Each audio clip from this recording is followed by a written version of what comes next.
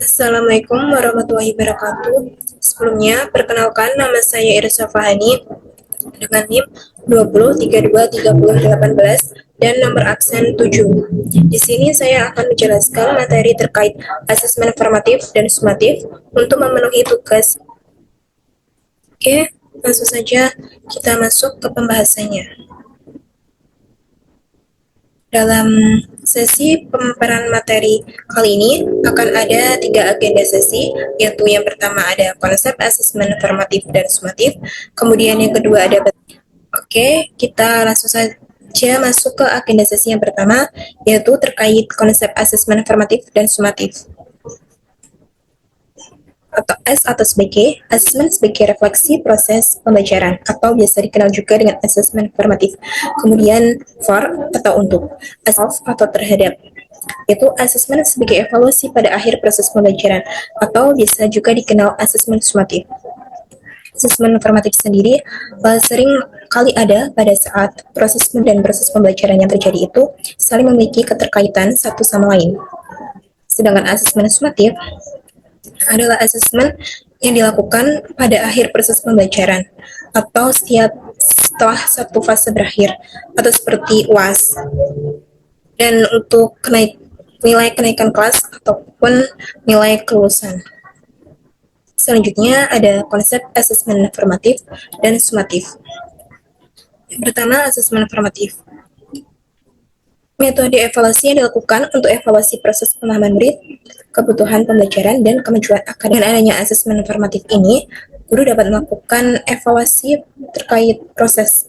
Apakah muridnya telah paham terkait materi yang telah diberikan oleh guru tersebut, kemudian apa saja sih kebutuhan pembelajaran dari murid yang telah didapatkan oleh murid tersebut. Kemudian ada asesmen formatif memantau pembelajaran murid dan memberikan umpan balik yang berkala dan berkelanjutan. Bagi murid sendiri, asesmen formatif berfungsi membantu murid mengidentifikasi mereka kembangkan. Kemudian, bagi guru dan sekolah, asesmen formatif berfungsi memberikan informasi mengenai tantangan apa saja yang dihadapi murid dapat diberikan oleh guru kepada siswa atau muridnya. Asesmen formatif tidak hanya diberikan oleh guru saja melalui penilaian-penilaian biasa ataupun penilaian sikap dan lain sebagainya, tapi teman siswa tersebut, kemudian atau diri sendiri dari murid tersebut. Jadi seperti melakukan refleksi terhadap diri mereka sendiri. Sumatif itu metode evaluasi yang dilakukan di akhir pembelajaran.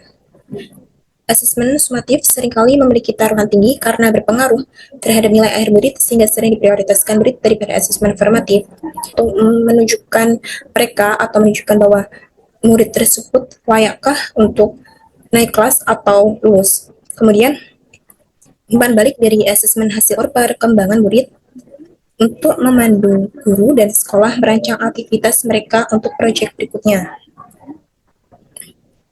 Guru dapat merancang aktivitas untuk proyek berikutnya atau untuk kelas pembelajaran berikutnya dengan siswa yang berbeda. Kemudian ada sendiri. Yang pertama, bahwa asesmen merupakan cara untuk menilai pembelajaran murid. Jadi entah itu asesmen formatif maupun asesmen dari para murid. Kemudian asesmen merupakan kesempatan untuk menerima dan memberikan umpan balik. Jadi, dengan adanya asesmen ini, guru dapat menerima terkait apa saja sih materi-materi mereka, kemudian sampai mana kemajuan mereka terhadap materi yang telah dijelaskan oleh guru tersebut, dan memberikan umpan balik dari apa yang telah diterima oleh guru tersebut mengenai perkembangan siswanya. Kemudian, asesmen merupakan cara untuk mengevaluasi keefektifan pengajaran dan pembelajaran. Jadi dengan adanya asesmen ini, guru juga dapat tahu apakah pengajaran yang dilakukannya, entah itu model, strategi, atau metode yang dilakukan guru tersebut berhasil atau tidak dalam penerapan pembelajarannya kepada siswa-siswanya. Kemudian ada asesmen formatif. Untuk guru sendiri, asesmen formatif dapat mengawasi pembelajaran murid. Kemudian memastikan perkembangan murid, sejauh mana sih perkembangan murid mereka. Kemudian ada mengecek pemahaman murid, apakah murid-murid yang telah diberikan materi oleh guru tersebut paham ataukah belum. Kemudian untuk murid sendiri, asesmen formatif Dengan adanya asesmen formatif ini, murid dapat merefleksi dirinya sampai mana sih pembelajaran yang mereka pahami tersebut. Kemudian membangun pengetahuan kekuatan dan kelemahan apa saja yang dimiliki murid tersebut, serta meningkatkan kemampuan dari murid tersebut. Kemudian ada asesmen sumatif. Untuk guru sendiri dapat mengukur apakah murid sudah memenuhi capaian pembelajaran dan sejauh mana sudah mencapai akhir unit pembelajaran. Kemudian, asesmen sumatif ini dapat meningkatkan pengajaran dan pembelajaran selanjutnya. Jadi dengan adanya asesmen sumatif ini, guru dapat memperbaiki pengajaran atau meningkatkan pengajaran pada kelas sebelumnya agar lebih baik lagi. Untuk murid sendiri, asesmen sumatif ini dapat memahami performa di akhir unit pembelajaran dan memahami apakah mereka sudah memenuhi capaian pembelajaran dan sejauh mana sudah mencapai akhir unit pembelajaran pada asesmen formatif. Nah, dalam kondisi saat ini, assessment of learning paling dominan dilakukan oleh guru. Nah, harapannya dengan adanya kurikulum baru assessment as learning dan assessment for learning. Jadi tidak hanya mengutamakan assessment of learning saja. Kemudian, fungsi assessment formatif dan sumatif ini diharapkan memberikan proporsi lebih banyak pada pelaksanaan asesmen formatif daripada menitik beratkan orientasi pada asesmen sumatif. Harapannya, ini akan mendukung pada sebatas hasil akhir saja. Kemudian, membangun keseimbangan asesmen formatif dan sumatif. Asesmen sumatif. Kemudian, jelaskan tujuan asesmen formatif adalah untuk perbaikan dan pengembangan diri. Nah, asesmen formatif dapat membantu mereka mendapatkan nilai yang lebih baik dalam asesmen pembelajaran.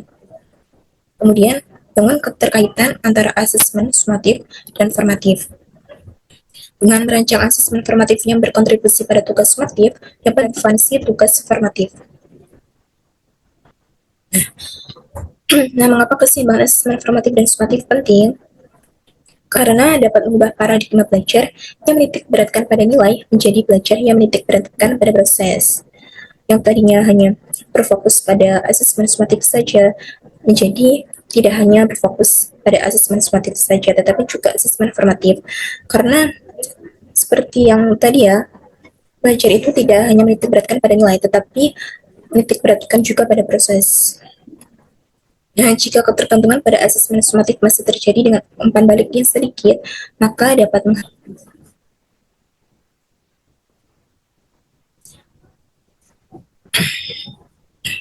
Selanjutnya, agenda sesi yang kedua ada bentuk asesmen. Ada bentuk asesmen formatif dan sumatif. Nah, contoh dari bentuk asesmen ini ada yang pertama yaitu tidak tertulis. Ada diskusi kelas. Dengan adanya diskusi kelas ini dapat mengembangkan kemampuan berkomunikasi murid di depan publik dan mengemukakan pendapat. Jadi, para murid dapat meningkatkan kemampuan berkomunikasi mereka di depan publik dan berani untuk mengemukakan pendapat mereka.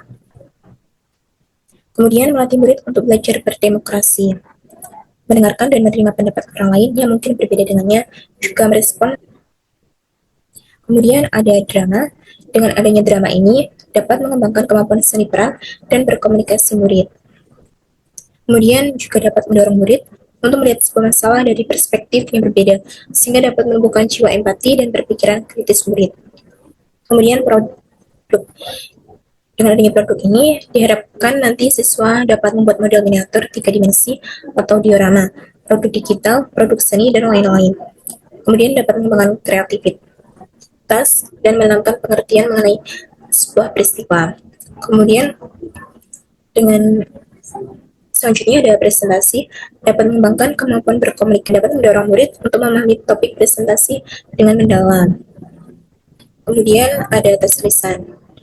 Diharapkan dengan adanya tes lisan ini, siswa atau murid dapat melakukan kuis tanya jawab secara lisan, kemudian itu paham terkait materi yang telah dijelaskan, dan menerapkan umpan balik setelah dilakukannya tes lisan tersebut.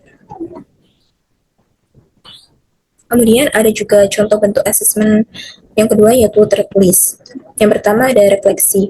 melatih murid untuk berperan aktif dalam mengevaluasi pembelajaran mereka sendiri dan memikirkan bagaimana cara mereka dapat memperbaiki diri. Kemudian, hasil refleksi ini dapat digunakan guru untuk melihat sisi lain proses pembelajaran murid. Kemudian, yang kedua ada jurnal, dapat melatih kemampuan murid untuk mengorganisasi dan mengeksan. Dan biasanya ditulis dengan bahasa yang kurang formal, sehingga memberikan murid kebebasan berpikir kreatif, serta menjadi alat untuk murid merefleksikan perkembangan mereka secara berkesinambungan. Keterampilan menulis akademis murid, seperti mengembangkan argumen, menyajikan bukti, mencari sumber terpercaya untuk mendukung argumennya, dan menggunakan referensi dengan tepat. Kemudian dapat mengembangkan cara berpikir kritis dan daya analisis dari murid. Kemudian ada yang ketiga, ya yang keempat, mendorong kemampuan murid untuk mengeksplorasi topik dan mengkomunikasikan pemahaman mereka dengan cara semenarik mungkin. Serta yang terakhir ada tes tertulis. Nah, tes tertulis ini dapat berbentuk, diharapkannya dengan adanya tes tertulis, nanti guru dapat menerapkan umpan balik yang nantinya dapat diberikan kepada siswa atau murid tersebut dan dapat dijadikan bahan dari sebelumnya. Kemudian agenda sesi yang ketiga atau terakhir adalah umpan balik. Nah, mengapa sih umpan balik itu penting? Umpan balik melakukan suatu kegiatan. Umpan balik biasanya berisi hal baik yang sudah dilakukan, hal yang butuh perbaikan, dan hal yang bisa dikembangkan untuk aktivitas selanjutnya. Bagi guru sendiri, umpan balik dapat memberi informasi pembelajaran di masa depan. Nah, dengan adanya umpan balik ini, nantinya guru dapat memberikan informasi terkait perkembangan muridnya, dan nantinya juga dapat memodifikasi pengajaran dirinya dan pembelajaran selanjutnya agar nantinya bisa lebih baik lagi pada masa depan ataupun kelas pembelajaran berikutnya. Kemudian bagi murid sendiri dapat membantu murid untuk mengetahui kelebihan dan kekurangan mereka, sehingga murid dapat mengatur dan merasa berperan dalam proses pembelajaran mereka. Nah, dengan adanya umpan balik ini, nanti murid akan mengetahui kelebihannya dan dapat meningkatkan atau mengeksplorasi kelebihannya dan mengatasi kekurangan atau kelemahannya. Kemudian dapat memberikan umpan balik kepada sesama teman, juga memberikan kesempatan bagi murid untuk belajar dari satu sama lain. Dengan adanya umpan balik ini, para murid tetapnya agar nantinya bisa lebih baik dari sebelumnya.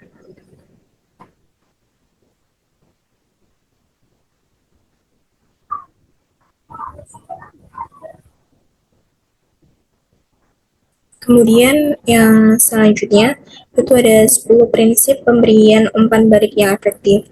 Nah, prinsip ini diterjemahkan dan diadopsi dari model pemberian umpan balik yang dua arah atau dialogical dari Nicole. Nah, 10 prinsip ini antara lain yaitu yang pertama, mudah dimengerti. Bahasa yang dipakai sederhana. Jadi guru harus memberikan umpan balik yang sesederhana mungkin sehingga murid dapat memahami umpan balik yang diberikan dari gurunya tersebut. Kemudian transferable, yaitu fokus kepada proses pembelajaran yang mengembangkan keterampilan yang lintas pekerjaan dan konteks kehidupan. Jadi pemberian umpan baliknya harus fokus kepada proses pembelajaran siswa tersebut dan agar dapat mengembangkan keterampilannya dan harus sesuai dengan konteks kehidupan sehari-hari.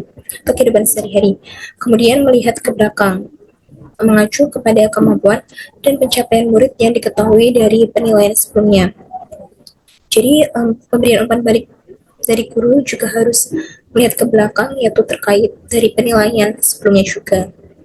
Kemudian ada spesifik, yaitu berhubungan langsung dengan aktivitas yang dinilai. Kemudian ada lebih dari penilaian, yaitu bukan hanya fokus kepada penilaian performa, tapi juga kepada pencapaian target pembelajaran profil. Jadi tidak hanya fokus terkait penilaian performa atau pembelajarannya saja, tetapi juga kepada pencapaian target pembelajaran profil pelajar Pancasila atau P5 ya. Kemudian tepat waktu, cukup waktu agar bisa dipakai untuk memperbaiki diri di kegiatan berikutnya.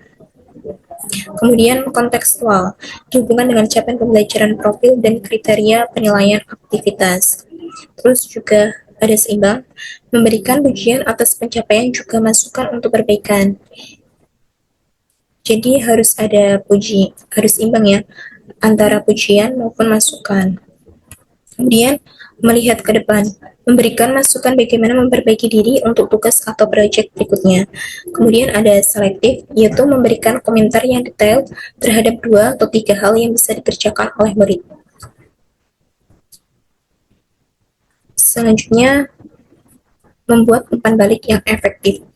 Nah, dalam umpan balik sendiri itu agar bisa membuat umpan balik yang efektif itu harus terdiri dari yang pertama feed up atau mengklarifikasi tujuan dengan murid, kemudian feedback yaitu tanggapan atas pekerjaan murid dan kemajuan mereka, kemudian feed forward yaitu saran bagi murid untuk dipakai di masa depan menggunakan data dari feedback, dan kemudian membutuhkan tujuan dan sasaran yang jelas dan dapat dimengerti oleh murid dan guru, serta yang ketiga yaitu memungkinkan murid untuk mengidentifikasi apa yang mereka ketahui, kemudian apa yang mereka pahami, kemudian di mana mereka membuat kesalahan, kemudian ada juga di mana mereka memiliki kesalahpahaman, dan kapan mereka terlibat atau tidak terlibat dalam pembelajaran.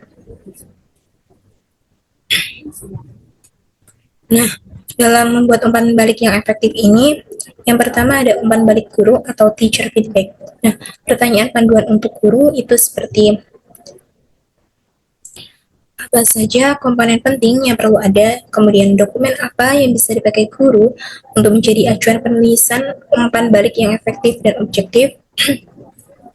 Kemudian, apakah ada format umpan balik yang sederhana dan mudah dipahami oleh murid? Terus juga ada seberapa sering umpan balik harus diberikan, kemudian seberapa panjang dan detail penulisan umpan balik yang efektif apabila diberikan tertulis, dan bagaimana agar murid tertarik untuk membaca umpan balik dan mendapatkan manfaat yang maksimal. Kemudian ada umpan balik teman atau peer feedback. Pertanyaan panduan untuk murid itu ada apa saja komponen penting yang perlu ada, kemudian apa yang bisa kamu pakai untuk membantu kamu memberikan umpan balik yang efektif dan objektif bagi temanmu, terus apa hal baik yang sudah dilakukan oleh temanmu, kemudian apa hal yang bisa diperbaiki atau dikembangkan lagi oleh temanmu, kemudian ada apa yang bisa dilakukan oleh temanmu agar karyanya bisa lebih baik lagi di kemudian hari, dan informasi apa yang kamu rasa akan bermanfaat untuk membantu pengembangan diri temanmu. Kemudian ada ladder of feedback atau contoh praktik baik memberikan umpan balik secara berjenjang. Jadi di tingkat pertama itu ada klarifikasi. Ya, bisa diberikan seperti apa yang kamu maksud dengan langkah-langkah yang kamu kerjakan tadi, bisa tolong jelaskan lagi agar ibu lebih paham, misal seperti itu. Atau bisa tolong jelaskan lagi tentang cara kamu mengerjakan soal ini. Kemudian bagaimana itu bisa terjadi. Terus ada juga tingkatan selanjutnya yaitu penilaian. Bagian ini efektif karena kamu sudah mengerjakannya dengan langkah-langkah yang tepat. Kemudian ini menarik karena kamu menggunakan metode yang berbeda dan hasil dari jawabanmu juga tepat sekali jawabannya. Kemudian ini ide bagus untuk menggunakan gambar ataupun diagram untuk memperjelas dari soal ini agar dapat dipahami lebih mudah. Kemudian tingkatan yang selanjutnya itu ada perhatian. Saya membayangkan bagaimana jika kamu dapat menggunakan metode atau cara yang lain dalam mengerjakan ini. Mungkin hasilnya akan berbeda.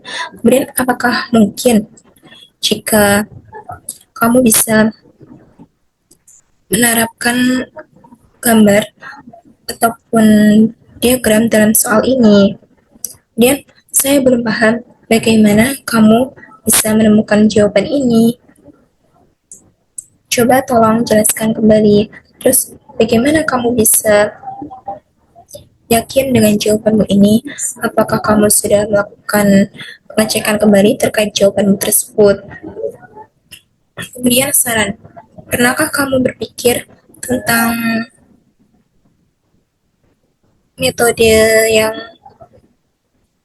lain dalam pengerjaan soal ini? Kemudian Bagaimana kalau menambahkan satu tahap lagi atau pengecekan ulang lagi terkait jawabanmu agar kamu yakin terkait jawabanmu itu benar atau salah. Kemudian, bisakah kamu menghapus bagian ini dan menggantinya dengan cara atau langkah yang lebih sederhana lagi. Kemudian yang tingkatan terakhir itu ada apresiasi.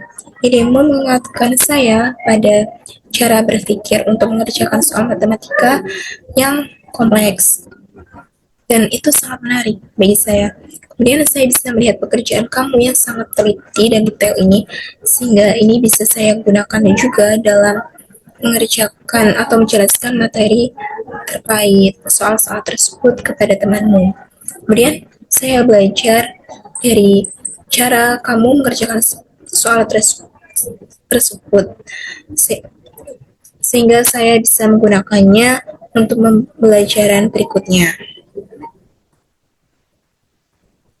Sekian materi yang dapat saya sampaikan.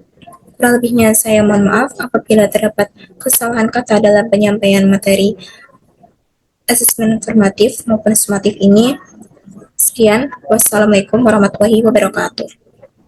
Terima kasih.